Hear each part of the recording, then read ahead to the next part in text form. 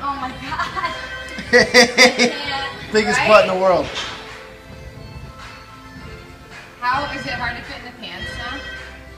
Yes. Is it? Oh my god.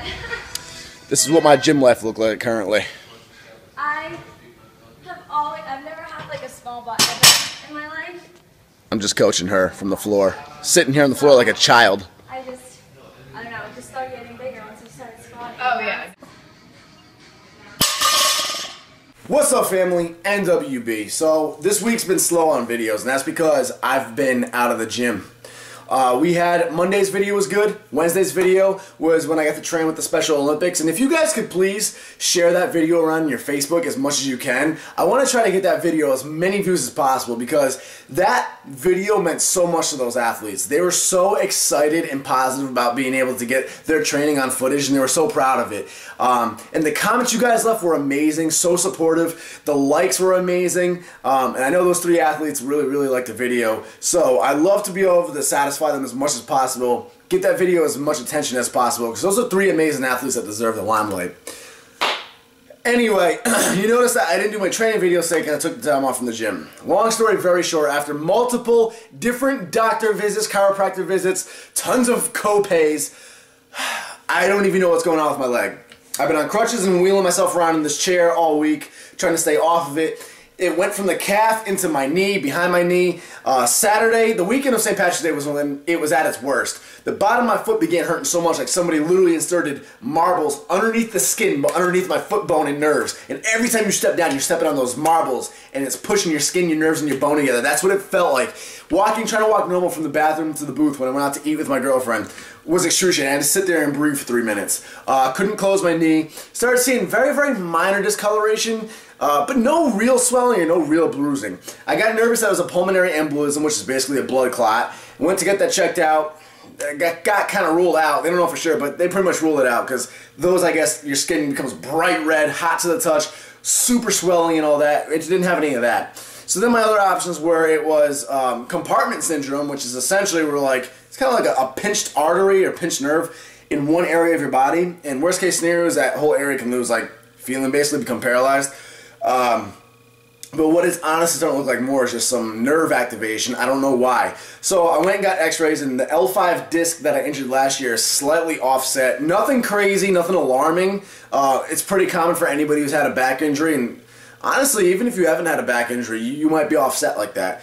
So that was offset, my hips were a little offset, and my shoulders were offset because my spine here was a little crooked. Nothing alarming, stuff that you can reset just through chiropractor. But, God, it's been rough. This whole left side of my leg has been dead. And basically from wheeling myself around in this chair and trying to not use this leg, now the whole inside of my quad and a little bit into my hamstring is freaking strained. Which is not a big deal, but it's it hurts. It's super sore. So after taking pretty much overdosing, I have actually been pretty much overdosing on ibuprofen every day because a fever came along with it. That's how alarming it was. I got a fever with all this stuff too. A low-grade fever, and I think I still had it this morning too. But finally, things are starting to function a little bit better now. The pain's not so excruciating. I have a little more mobility. I can actually walk now and support myself. Foot's still a little sore, but it's not excruciating. So between the therapy, the treatment that I've been getting on it, and just staying off of it, I think it's on its way out, knock on wood. But it may very well not be with this stupid thing. So, long story very short, spent a lot of money on copays, saw different doctors, panicked, had a lot of anxiety because I just didn't want a blood clot to come up and give me a heart attack. Been hobbling around on crutches and chairs, been in pain. Haven't been able to go to the gym this week. So, I took this whole week off, and I really hope I can get back in the gym next week, starting Monday. I really hope that I can. If I can't, I'm pretty positive next week will be the last week that I have to sit out because it's starting to feel better. But anyway, most doctors think it's just some nerve activation, mostly from my lower back, and then the weakness of destroying my ankle back in October might have helped trigger it. I also took a foot scan. My feet are horrible. I'll show you. So this is some of the paperwork, right? Let me show you this.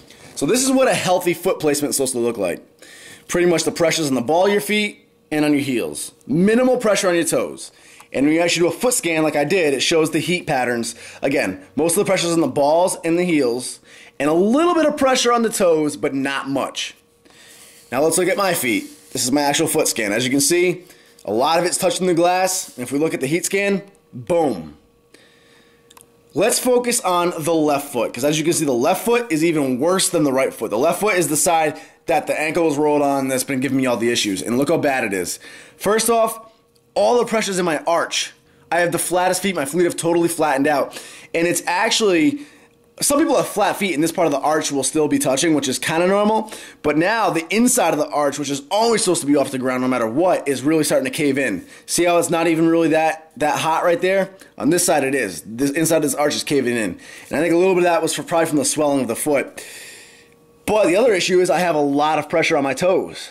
It's not supposed to be that pressurized. See, it's pretty yellow on the big toes here. It's really red on my big toe though. So that's not good. That is a mix of being offset and just out of balance over time, which is normal. I recommend a lot of you lifters go get yourself re-straightened by a good chiropractor. A lot of chiropractors can be lousy. I happen to find a good one through multiple recommendations who is very thorough. And on top of that, I think just with the calf issue, the nerve issue and everything starting to act up from limping and hobbling on it so much, and probably even partly when I was hobbling on it back in October when I rolled it, this foot has just been taking a beating. And I haven't been walking on it and placing the pressure on it properly without even realizing it. Also, the shoes I wear, Chuck Taylor's day to day, suck for your lower back and for your feet placement. So I need to get custom soles made. I have the over-the-counter soles from Walmart, but they actually make custom soles designed for your feet. They're very discreet looking. Like the soles from Walmart have very obvious grooves in them that you can even see, let alone feel. The ones they make you are very discreet. They look pretty much flat, but there's very fine groovage that bend exactly to your feet and help push them in the positions they're supposed to be in, kind of like braces for your teeth. So that's how bad my left foot is right now, placement, and that just shows you how bad my whole left side is and how offset the pressure was. So that's where I'm at right now. I've made progress. I waited until it's Thursday today, so you guys are gonna see this video on Friday. All I know is the treatment I've been getting, which is ultrasound on my feet. So they take the ultrasound, do your feet, and it helps loosen up the muscle. And getting the electric therapy on my back, along with the chiropractor actually resetting me and slowly getting my spine and my hips and my lumbar back in order. All I know is that's feeling better. That on top of staying off of it, been on crutches, been on chair. Even at times when I feel like I'm good enough to walk, like walking doesn't feel that comfortable. Like even today. See, this is amazing. This is the most walking mobility I've had in like a week. Which is great. But even today I've been forcing myself to stay off my feet just because I want it to fully heal. I want it to be gone and done with. So that is the update, guys. It was a little scary because unlike just like a back injury, a rolled ankle, like where you know exactly what it is and what you have to do, I didn't know what the hell was going on. I still don't even really know, but it's starting to seem like it's pretty much nerve issues going up my hip a little bit. So sciatic issues would be the case. And looking at my x-ray, it looks very realistic. So that is the update. Sorry for the long video, but to finish this up here, here's how I navigate around the kitchen right now. Woo!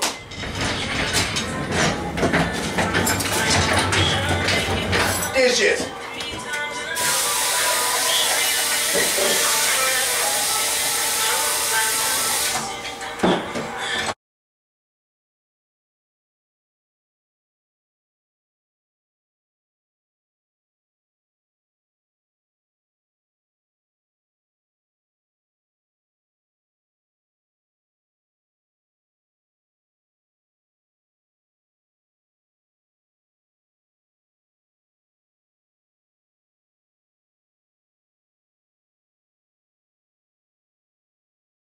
As you saw, I was cooking, and that's how I was moving around the house, on a chair, cooking on a chair, staying seated while I was in the kitchen.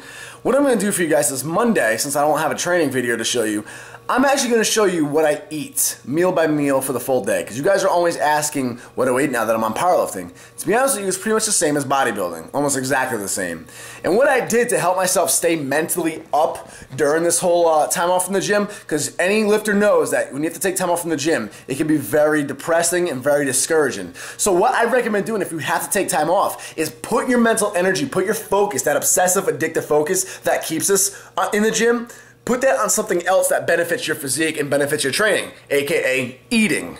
What I recommend doing is you're not going to need as many calories because the activity level's not there, but cook the basics. Meal prep, cook up the rice, cook up the chicken, separate it all into Tupperwares if you have to. That way you can at least stay focused and regimented on your eating so you feel like you're at least keeping yourself up and ready to go. Okay, I'm getting time off from the gym, it'll be good for my joints and muscles, it'll reset me. Yeah, I'm still eating, I'm eating on a schedule, I'm cooking, I'm prepping. You feel like you're not taking as much time off as you really are by keeping your focus stimulated on something that's gym related, in this case, meal prepping and nutrition. And then from there, keep all your meals pretty quality. Make them the meals you would normally eat. Eat it. If you eat by a certain time, like if you time your meals, I don't because you don't have to, but if you do, then keep on your time. If you eat a certain thing, keep eating that thing. Keep eating right, because if you take your focus off of eating because you're like, oh, I'm not even working out, frick it, I don't even have to eat right, you're really going to be depressed and feeling like a bum. So keep the focus on your eating. I still did that, and it helped me a lot during this time off. I'm hoping again this weekend will help rest me up and get me back in the gym, but it could go on next week. Ugh, who knows. Anyway, Monday I'll show you guys meal by meal what I eat. Thank you for the support and the love. Love y'all back. Subscribe now. See you in Orlando, Florida, April 10th and 11th for the Europa Super Show. That was a mind blank and a half right there. Wow, the caffeine's wearing off. Peace. Buy a t-shirt, nwblifestyle.com in the info box below. Tank tops, t-shirts, hoodies, dog tags, you name it. Support and represent the lifestyle you live.